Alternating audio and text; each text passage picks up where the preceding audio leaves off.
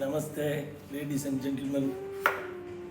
Let's take the topic of emotional intelligence a little forward, and then let me explain what is the concept of Daniel Goleman's way of explaining the emotional intelligence.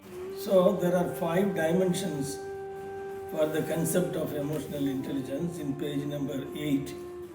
In my introduction, I have explained on the diagram figure 1.3 what is this concept of emotional intelligence and how one can develop themselves.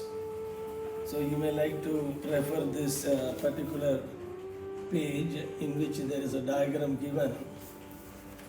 So I will just explain this in more details.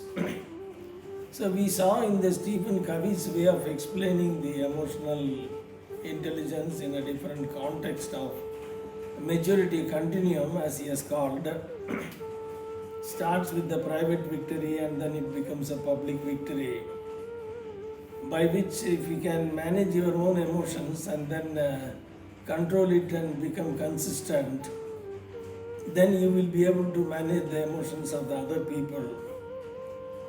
So that means the private victory precedes the public victory. That's what Stephen Covey called it. So Daniel Goleman has gone one step deeper with the same framework almost, in the sense that you need to first of all understand what emotions you are going through, and then later on gradually try to neutralize your own emotions, so that once you have mastered your own ability to control your own emotions, then you may be able to go and see how you can, try to direct the other people for managing their emotions.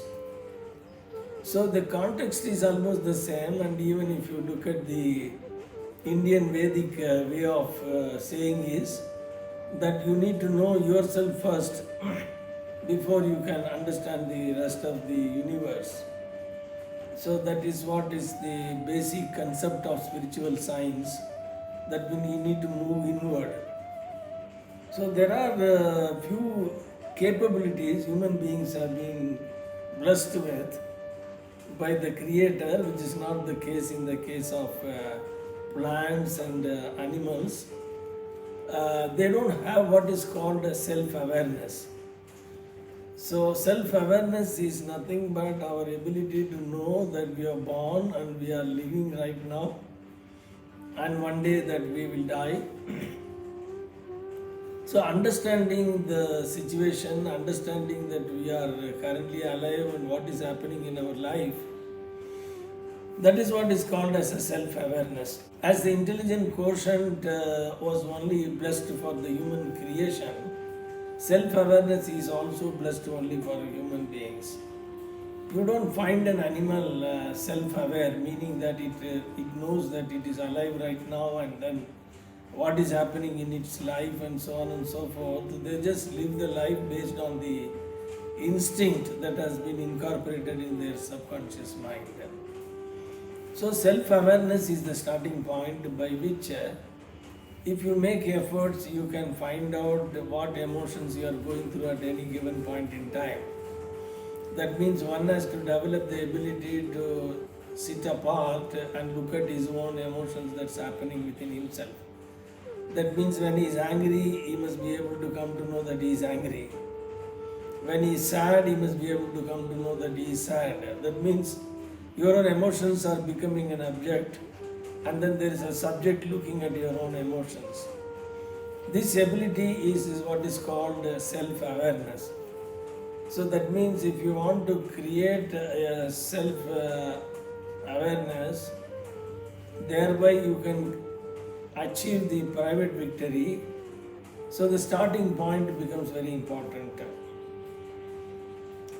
So the second step Daniel Goleman has explained is that you need to move forward. Once you have mastered your self-awareness, you can self-regulate.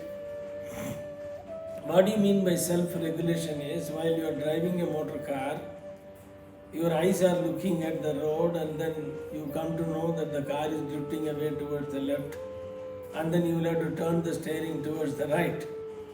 That means constantly you are regulating the driving of the motor car to reach your destination. So if you are blindfolded, for example, that you don't know where the car is drifting, you will never be able to take corrective action. So self-awareness is the process by which you come to know what is happening in your own emotions, and self-regulation comes next, by which you are able to change your emotions. That means merely coming to know about the emotions is not sufficient. You must develop the ability to change your emotions, meaning that when you are angry, you should come to know that you are angry, or even you should get to know before getting angry, and thereby you must be able to change your own emotions to drop the idea of getting involved in the anger. So that means self-awareness is the starting point. You need to master that skill. Then you need to start regulating it. Meaning that if you are diabetic and then you find some lot of sweets are offered to you, you must be aware that currently your mind is saying that go and grab the sweets. So your self-awareness is not there, your self-regulation will not happen. So these are the second steps of the private victory, you may call it. And once you have done these two, then only you will have the motivation to move forward in your life. So one of the chapters later I have spoken much more in detail about motivation, but I briefly mentioned that motivation is nothing but what is the reason why you are doing something. As I spoke in some of the previous sessions, that human beings are motivated for the sake of earning money to become more richer, they want to gain more power, or they want to become famous. So these are the basic three motives on which everybody functions. But there are people who have gone beyond these basic kind of motives and then looked at the humanity, and then they felt that they need to improve upon the life of others and so on and so forth. So motivation is something which will happen only when the person is self-aware, if self-regulating, then he can move on to the next spectrum of maturity, which is motivation. Just to briefly mention, most of us feel that somebody else from outside will come and motivate us, and we will be waiting for them to come and pep us up. But what we are talking about in the context of leadership is not the external motivation. It is the internal motivation by which you are trying to do something far beyond than anybody else. So that means we are moving in the spectrum of personal leadership basically, which we are talking about. That means we want to lead ourselves, we need to be aware of what is happening in our own emotions. We need to gain the ability to regulate them, and then gradually we need to look at what is the motive which is driving our life.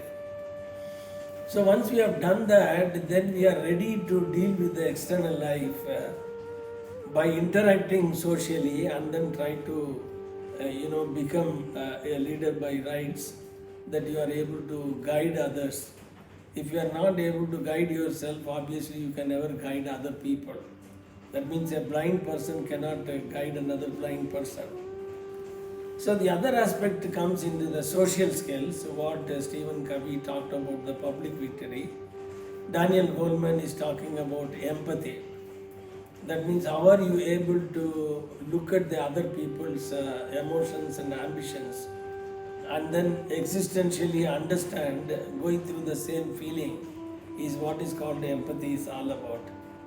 So why are we talking about empathy in the maturity continuum is, if you are not sensitive to understand the other human being, obviously you will not be able to really lead them. So that is what Stephen Covey called it in one of the habits, try to understand before expecting to be understood. That means you should first of all understand the other human beings, where are they coming from, and before you can expect that they should understand you. So this is what empathy is all about in a different context, what Stephen Covey said, and what different context Daniel Goleman is talking about. So once we have done this self-awareness, self-regulation, and then we have talked about the motivation, then empathy with the rest of the people, and then finally comes to the question of developing certain social skills.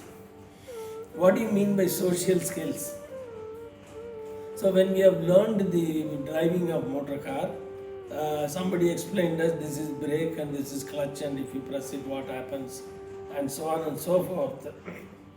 And then later on we were trying to sit in the steering wheel and then trying to drive the motor car progressively.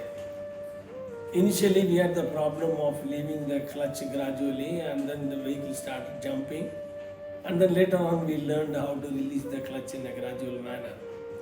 In the same way, there are certain social skills we need to develop about interacting with the rest of the human beings. And in my book I have extensively spoken about the social skills. Going forward we will discuss that. How are you interacting with the rest of the human beings? Are you listening? Are you not listening? Are you interrupting others while talking, or whether you are waiting for them to complete and then want to say your points and so on? So there are quite a number of social skills which we will discuss in the future, which you can develop one after the other right from childhood, and thereby you can really lead the other people. But to conclude, there is unfortunately right from our childhood, there are 20 years we have spent in the college in education, but nobody taught us anything about the social skills or empathy, etc. How to motivate yourself and so on. These are the basic life skills have never been taught in the academic education, nor in parenting, nor in social interactions. So with the result, human beings are clueless as far as their ability to know themselves, as well as how to socially move around with the people concerned. So I'm sure that this concept of emotional intelligence, in addition to maturity continuum we have discussed, is very critical and important in the context of leadership. So to summarize, you need to sharpen your self-awareness. Thereby you come to know what is happening inside you at any given point in time.